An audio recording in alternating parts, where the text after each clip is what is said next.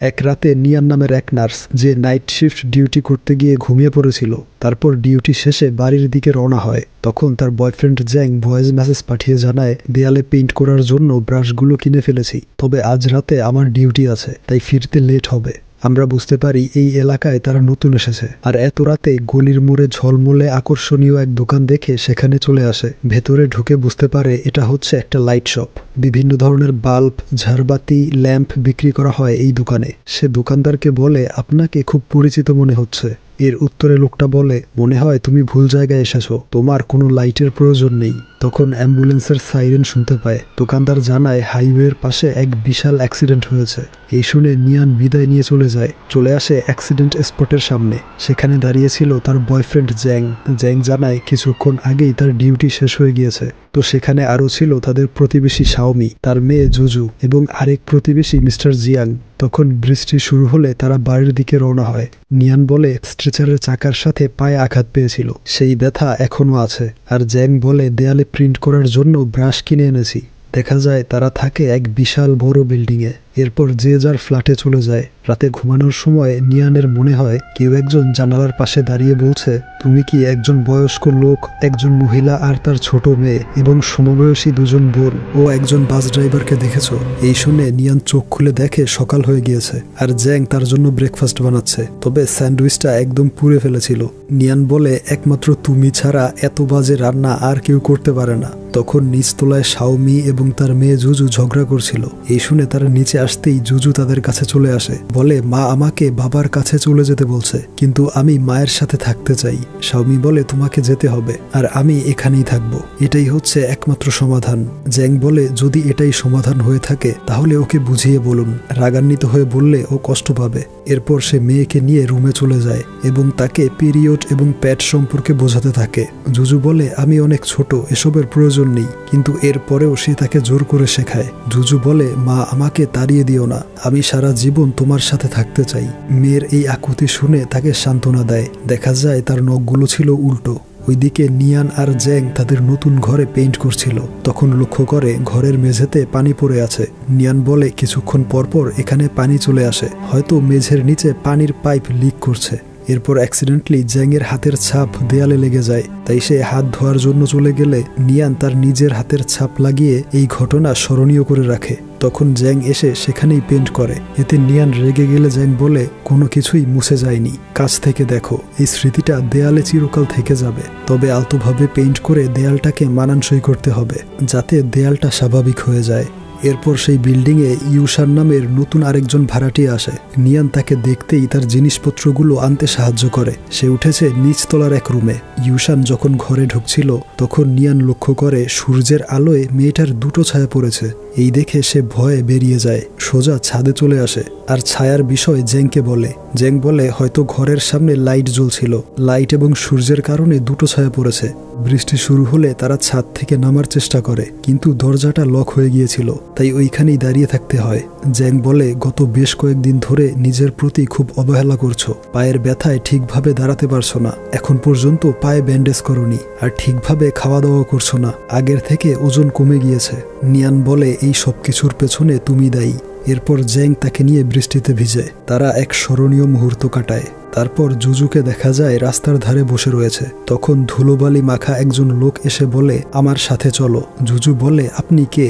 ওইদিকে ইউশান তার best friend জিয়ার সাথে কাটানো গত নিউ ইয়ারের ভিডিও দেখছিল। তারা দুই বন্ধু আগের বাড়িতে একসাথেই থাকতো। তখন নিয়ান আসে একটা পাত্র নিয়ে। এই পাত্রটা ইউশান চেয়েছিল সানফ্লাওয়ার গাছগুলো রাখার জন্য।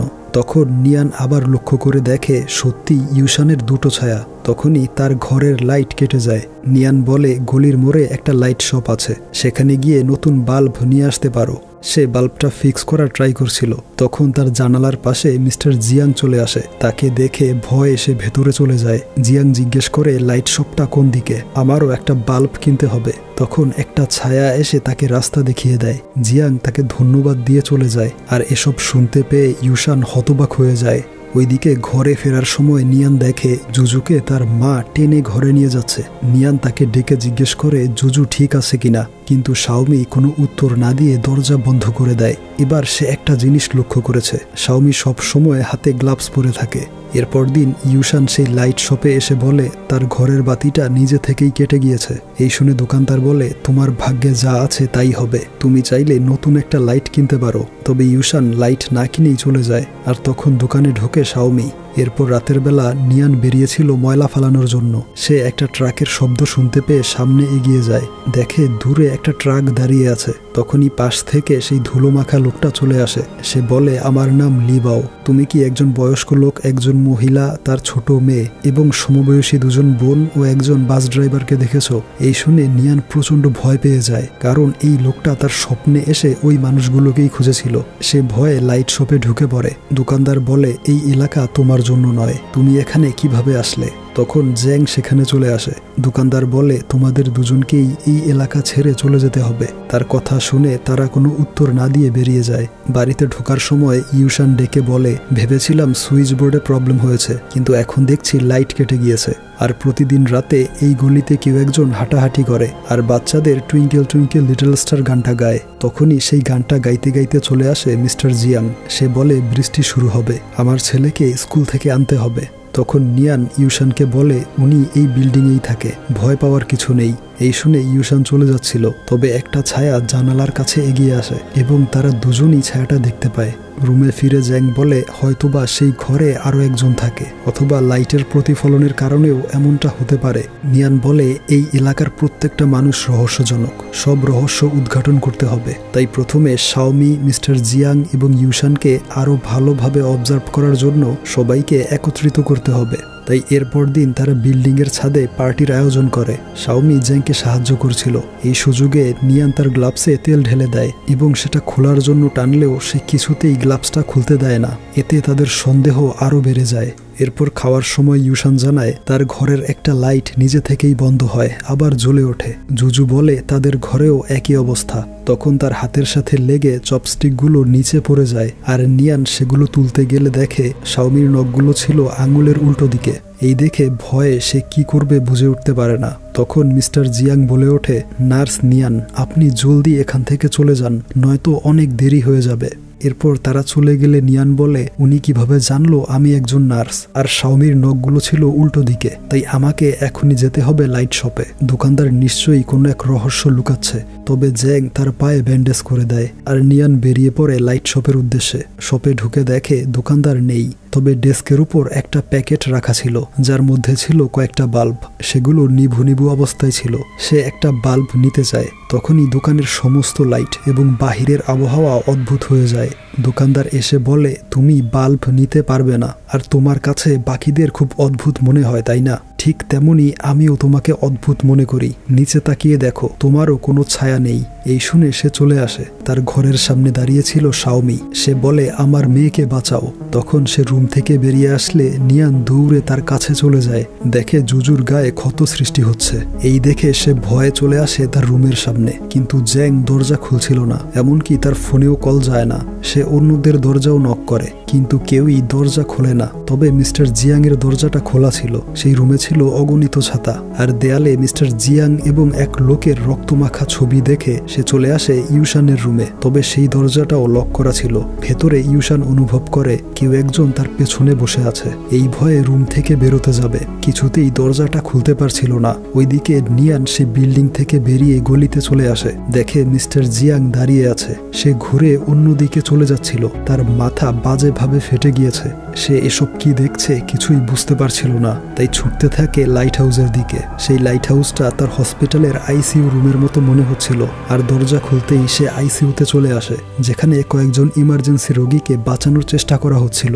নিয়ান সেই রোগীগুলোর চেহারার দিকে তাকিয়ে থমকে যায়। সেখানের একজন হচ্ছে জুজু, অর্থাৎ সেই ছোট্ট মেয়েটি। আরেকজন হচ্ছে ইউশান, যে মেয়েটার দুটো ছায়া ছিল। আর আরেকজন হচ্ছে মিস্টার জিয়াং, যে ছাতা নিয়ে ঘুরে বেড়াতো। তখন টিভিতে দেখানো হয় সেদিন সন্ধ্যায় বাস এবং ট্রাকের সংঘর্ষে বেশ কয়েকজন আহত এবং নিহত হয়েছে। এরপর ডক্টর এসে বলে রোগীদের অবস্থা ভালো না, সেদিকে নজর রেখো। তার চেহারাটা দোকানদারের সাথে অনেকটাই মেলে। নিয়ান বলে মনে হয় আমি একটা স্বপ্ন দেখেছি যেখানে আপনিও ছিলেন এই রোগীদের সাথে। তার এসব কথা ডক্টর বুঝতে পারছিল না। সে উত্তরে জানায় আমার ডিউটি হচ্ছে আইসিইউতে, জীবন মৃত্যুর মাঝখানে নিরুপায় পেশেন্টদের অন্ধকার থেকে আলোতে ফেরানো। তো এখানে আরও কিছু জটিল বিষয় রয়েছে যা আমরা গল্পের শেষে বুঝতে পারবো। এরপর মিস্টার জিয়াংয়ের ছেলে এসে হইচই শুরু করে। সে একজন পেশেন্টকে দেখিয়ে বলে এই লোকটাই সবকিছুর জন্য দায়ী। নিয়ান ভালোভাবে লক্ষ্য করে বুঝতে পারে এ হচ্ছে ধুলোবালি মাখা লিবাও নামের সেই লোকটা। তখন দেখানো হয় লিবাও আবারও দেখে জুজু রাস্তার ধারে বসে রয়েছে। এরপর তাকে নিয়ে আসে লাইট হাউসে, বলে তুমি একটা বাল্ব নিতে পারো, তাহলে এই জায়গা থেকে বেরোতে পারবে। দোকানদার তাকে একটা লাইট দেয় আর বলে এটা নিলে পুরনো লাইফে ফিরে যেতে পারবে।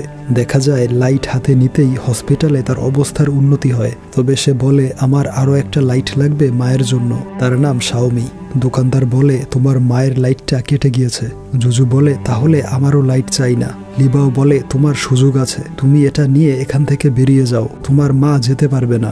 এই শুনে তার লাইট রেখে বেরিয়ে যায় তার মায়ের কাছে। মেয়েকে খালি হাতে দেখে প্রচন্ড রেগে যায় শাওমি, বলে তোমার লাইট কোথায়? তোমার হাতে বেশি সময় নেই, দেরি করলে লাইটটা কেটে যাবে আর কখনো ফিরে পাবে না। তখন জুজু মায়ের হাতের দিকে তাকিয়ে কান্না শুরু করে। তখন দেখানো হয় সেদিন অ্যাক্সিডেন্টের পর জুজু অজ্ঞান হয়েছিল আর চাপা পড়েছিল বালির নিচে। তার মায়ের অবস্থা ছিল গুরুতর। এরপরেও সে উঠে 2 হাত দিয়ে বালি সরাতে থাকে আর এখানেই তার আঙুলের নখগুলো উঠে যায়। এরপর মেয়েকে টেনে বের করে সাহায্যের জন্য ডাক দেয়। তার ডাক শুনে উদ্ধারকর্মীরা তাদেরকে খুঁজে পায়। তবে শাওমির পেটে ধারালো কিছু একটা ঢুকে গিয়েছিল। কিছুক্ষণ পর সে মারা যায়। এদিকে জুজু বলে তোমার লাইট কেটে গিয়েছে তাই না, তুমি আর যেতে পারবে না। তাহলে আমিও যেতে চাই না, আমি একা কিভাবে থাকবো? তখন শাওমি তার মেয়েকে বোঝায় যে তার ফিরে যাওয়া উচিত। তার জন্য তার বাবা, নতুন সৎমা এবং স্কুলের বন্ধুরা অপেক্ষা করছে আর সে মাঝে মধ্যে তাকে দেখতে আসবে, হয়তোবা পাখি হয়ে কিংবা প্রজাপতি। তো অনেক বোঝানোর পর জুজু রাজি হয়। তার মা বলে নিজের দিকে খেয়াল রাখবে, পড়াশোনা করবে আর সময় মতো খাওয়া দাওয়া করবে। যখন বড় হয়ে যাবে তখন এমন একজন জীবনসঙ্গী বাছাই করবে যে শুধুমাত্র তোমাকেই ভালোবাসবে। এরপর যখন মা হবে তখন বাচ্চাদেরকে বলবে তাদের নানু খুব ভালো একজন মানুষ ছিল। জুজু বলে শুধু ভালোই না, আমার মা সব থেকে ভালো। শাওমি বলে এখন থেকে তোমাকে একাই যেতে হবে নিজের গন্তব্যে, মা আর পাশে থাকতে পারবে না। জুজু এগিয়ে যায় লাইট শপের দিকে। যাওয়ার আগে বলে কথা দিলাম সব সময় নিজের খেয়াল রাখবো, তবে তুমিও এসো আমাকে দেখতে। তার মা প্রমিস করে আর তাকে সামনে এগিয়ে যেতে বলে। সে লাইট শপে ঢুকতেই তার লাইট বুঝিয়ে দেয়া হয়। শাওমি বাহির থেকে তাকে বিদায় জানায়। তার স্বপ্ন ছিল বাকি জীবনটা মেয়েকে নিয়েই কাটিয়ে দিবে। ছোট একটা বিজনেস শুরু করেছিল, সেই অ্যাক্সিডেন্টে সবকিছু শেষ হয়ে গেল। এরপর রিয়েল লাইফে জুজুর জ্ঞান ফিরে আসে। তবে ইউশানের অবস্থা আরও খারাপের দিকে যায়। কল্পনার জগতে সে তার রুমে বসে বেস্ট ফ্রেন্ড জিয়ার কথা ভাবছিল। তখনই তার সেই দ্বিতীয় ছায়াটা তার বেস্ট ফ্রেন্ড জিয়ার রূপ ধারণ করে। এখানে গল্পটা চলে যায় অ্যাক্সিডেন্টের সেই রাতে। তারা দুজন একসাথেই থাকতো। সেদিন জিয়ার প্রচন্ড জ্বর ছিল। ইউশান তাকে যেতে মানা করে, তবুও সে বেরিয়ে পড়ে তার হবু বরের সাথে দেখা করতে। ইউশান চেয়েছিল তারা অনেক দিন একসাথে থাকবে, তবে পরিবারের চাপে তাকে এই ডিসিশন নিতে হয়েছিল। ইউশান তার উপর রেগে থাকলেও তাকে এগিয়ে দিতে ট্রেন স্টেশন পর্যন্ত যাবে। জিয়া বলে কয়েকদিন পরেই নিউ ইয়ার, তার আগেই আমি ফিরে আসব। প্রতিবারের মতো এবারও আমরা একসাথে সেলিব্রেট করব। তবে ইউশানের রাগ কমেনি। সে সামনের সিটে গিয়ে বসে। সেই বাসে মিস্টার জিয়াংকেও দেখা যায়। তখনই একটা ট্রাকের সাথে অ্যাক্সিডেন্ট হয়ে যায়। জিয়া তাকে পেছন থেকে ধরে রাখে শেষ নিঃশ্বাস পর্যন্ত। নিজের জীবন দিয়ে তার বেস্ট ফ্রেন্ডকে বাঁচিয়েছিল, অর্থাৎ সে ওই স্পটেই মারা যায়। আর আঘাত কম লাগার কারণে ইউশান তখনও বেঁচে ছিল। এদিকে কল্পনার জগতে তারা দুই বেস্ট ফ্রেন্ড আবারও একে অপরকে দেখতে পায়। ইউশান একটা থার্মোমিটার নিয়ে জ্বরটা মেপে দেখতে বলে। জিয়া বলে এখন আর এসবের প্রয়োজন নেই, লাইট শপে গিয়ে বাল্ব নিয়ে আসো। সে বেরিয়ে পড়ে লাইট শপের উদ্দেশ্যে, অর্থাৎ লাইট হাতে পেলে সে রিয়েল লাইফে ফিরে যাবে। এই ভেবে জিয়া কান্নায় ভেঙে পড়ে, কারণ এটাই হচ্ছে তাদের শেষ বিদায়। কিন্তু ইউশানের কোনো আইডিয়া ছিল না এই জগৎ সম্পর্কে। তবে লাইট হাউসে গেলে দোকানদার তাকে সবকিছু বুঝিয়ে বলে। কিছুক্ষণ পর সে ফিরে আসে, বলে আমি সবকিছু বুঝতে পেরেছি, এজন্যই ঘরের একটা লাইট বারবার কেটে যেত, আর সেটা ছিল তোমার লাইট। তাই আমি আমারটা ফেলে এসেছি। তোমার মতো স্বার্থপর হতে পারবো না। চলে এসেছি অনন্তকালের যাত্রায় একসাথে থাকার জন্য। দেখা যায় তার ফেলে আসা লাইটের সময় অতিক্রম হয়ে গেলে শেষ আলোক রশ্মিটুকুও নিভে যায়। আর রিয়েল লাইফে মুখে চিরপ্রশান্তির হাসি আর চোখে আনন্দ অশ্রু নিয়ে পৃথিবী থেকে বিদায় নেয়। ওইদিকে জিয়ার জানালার সামনে আসে লিবাও। ঘরে ইউশানকে দেখে বুঝতে পারে সে স্বইচ্ছায় থেকে গিয়েছে আর মনে মনে তার কাছে ক্ষমা চায়, বলে আমার ভুলের জন্য কত কিছু হয়ে গেল। অপরদিকে মিস্টার জিয়াংয়ের অবস্থাও খারাপের দিকে যাচ্ছিল। ডক্টর তার ছেলেকে বলে আপনার বাবার জন্য প্রার্থনা করুন, আমাদের আর কিছু করার নেই। সে দেখে নার্সরা তার বাবার কানে হেডফোন লাগিয়েছে, যেখানে প্লে হচ্ছিল টুইঙ্কেল টুইঙ্কেল লিটল স্টার গানটা। দেখা যায় মিস্টার জিয়াং থাকতো এক নার্সিং হোমে বা বৃদ্ধাশ্রমে। তার ডিমনেশিয়া বা স্মৃতি ভুলে যাওয়া রোগ ছিল। সে সবসময় রিসিপশনে এসে বসে থাকতো তার ছেলের আশায়, কিন্তু নার্স জানায় এই মাসেও তার ছেলে আসেনি। তো ডিমনেশিয়ার কারণে মাঝে মাঝে সে ভাবতো তার ছেলে এখনো ছোট, তাকে স্কুল থেকে নিয়ে আসতে হবে। এই ভেবে একদিন নার্সিং হোম থেকে বেরিয়ে যায় এবং স্কুলের সামনে চলে আসে। অনেক রাত হয়ে গেলেও সে ওইখানেই দাঁড়িয়ে থাকে। সিকিউরিটি গার্ডকে বলে যে কোনো সময় স্কুল ছুটি হবে, ছেলেটা আমাকে দেখতে না পেলে কান্না করবে, তাই এখানে দাঁড়িয়ে আছি। তখন গার্ড তার ব্রেসলেট দেখে বুঝতে পারে উনি নার্সিং হোম থেকে পালিয়ে এসেছে, তাই সে তাকে নিয়ে আসে বাস স্ট্যান্ডে। এরপর একটা বাসে উঠিয়ে দেয়। সেই সময় অন্য এক প্রান্ত থেকে শহরের দিকে রওনা হয় লিবাও। সে তার ট্রাকে করে বালি নিয়ে যাচ্ছিল। তার বস ফোন করে তাকে গালমন্দ করে আর জানায় 20 মিনিটের মধ্যে আসতে না পারলে তার চাকরি চলে যাবে। তো বসের গালমন্দ শুনে সে একটু অন্যমনস্ক হয়ে যায়। ঠিক তখনই তার সামনে একটা বাস চলে আসে আর এভাবেই তাদের অ্যাক্সিডেন্ট হয়। তো আমরা বুঝতে পারি মিস্টার জিয়াং কল্পনার জগতেও লাইট হাউসের রাস্তাটা ভুলে গিয়েছিল আর এই জন্যই সারা রাত গলির মধ্যে হাঁটতো। তো সে যখন এক বুক হতাশা নিয়ে রাস্তার ধারে বসেছিল, তখন লিবাও এসে তাকে কাঁধে করে নিয়ে যায় লাইট হাউসের দিকে, দোকানের সামনে এনে নামিয়ে দেয়। সে যখন সামনে এগিয়ে যাচ্ছিল, তখন লিবাও মাথা ঝুঁকিয়ে তার কাছেও ক্ষমা চায়। জিয়াং পেছনে ফিরে বলে এটাই আমাদের নিয়তি, তোমার কোনো দোষ নেই। এই বলে সে চলে আসে দোকানের ভেতরে। তাকে দেখেই দোকানদার বলে আপনার জন্যই অপেক্ষায় ছিলাম, এই নিন আপনার লাইট। সেটা হাতে নিতেই উজ্জ্বল আলোয় তার মুখে আনন্দের হাসি ফুটে ওঠে আর জ্ঞান ফিরে পায় বাস্তব জীবনে। তার ছেলে তার কাছে ক্ষমা চায়, বলে আর কখনো তাকে একা থাকতে দিবে না। তখন নিয়ান লিবাওয়ের কান পরিষ্কার করে দিচ্ছিল, কারণ বালির নিচে চাপা পড়ে তার কান প্রায় বন্ধ হয়ে গিয়েছিল। দেখা যায় কল্পনার জগতে সে প্রথমবারের মতো শুনতে পায় পাখির ডানা ঝাপটানো আর রৌদ্রোজ্জ্বল দিনের মিষ্টি শব্দ শুনে হাসি মুখে চলে যায় অনন্তকালে, অর্থাৎ রিয়েল লাইফে সে মারা যায়। হসপিটালে নিয়ান ডক্টরকে জিজ্ঞেস করে আমরা কেন সবাইকে বাঁচাতে পারলাম না। ডক্টর বলে এটাই বাস্তবতা, ভাগ্যের লেখন, আমরা চাইলেও তা বদলাতে পারবো না।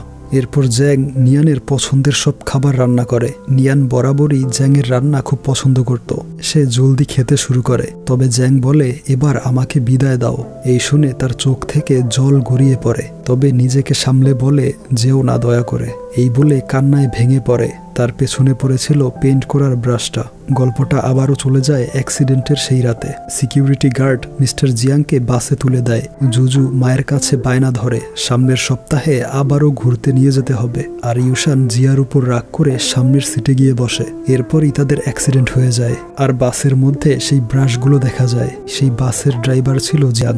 এরপর তাকেও হসপিটালে নিয়ে আসা হয়। তার স্ট্রেচারের সাথে লেগেই নিয়ানের পায়ে আঘাত লেগেছিল। নিয়ান তখনই জানতে পেরেছিল জ্যাং আর বেঁচে নেই। এরপর সে একদম ভেঙে পড়ে। ডিপ্রেশন থেকে কিছুতেই বের হতে পারছিল না, তাই চলে যায় সাইকিয়াট্রিস্ট বা মনোরোগ বিশেষজ্ঞের কাছে। তাকে সাইকোলজিক্যাল থেরাপি এবং বিভিন্ন সেশনের মধ্য দিয়ে যেতে হয়। সেখানে একটা সেশন ছিল এরকম, ডক্টর কথার ট্রিক্সের মাধ্যমে ম্যানুপুলেট করে তাকে নিয়ে যায় এক আনরিয়াল এনভায়রনমেন্টে। আর সেখানে নিয়ান ওই সমস্ত মানুষদেরকে দেখতে পায় যাদেরকে অ্যাক্সিডেন্টের রাতে হসপিটালে দেখেছিল। অর্থাৎ জ্যাং সেই রাতে ব্রাশগুলো কিনেছিল ঠিকই, কিন্তু আর বাড়ি ফেরা হয়নি। তো থেরাপির শেষ পর্যায়ে জ্যাং তাকে বিদায় জানায়, বলে অ্যাক্সিডেন্টের পর সেখানে আগুন লেগে যায়, বের হওয়ার সুযোগ ছিল না। আগুন এতটাই উত্তপ্ত ছিল যে শরীর থেকে প্রচুর ঘাম বেরিয়েছিল।